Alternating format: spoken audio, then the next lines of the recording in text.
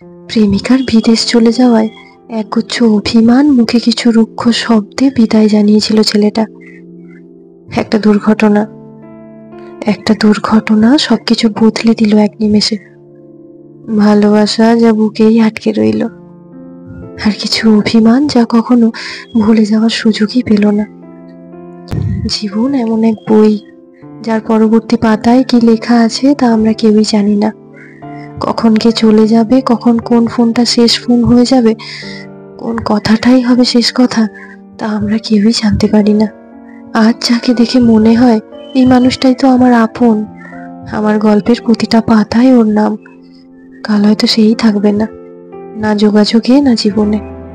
শুধু থাকবে স্মৃতির খামে ভাঁজ করে রাখা কিছু মুহূর্ত। তাই তো বলছি, ভালোবাসা থাকলে বলে ফেলো। ক্ষমা চাইতে ইচ্ছে হলে সময় নষ্ট করো না।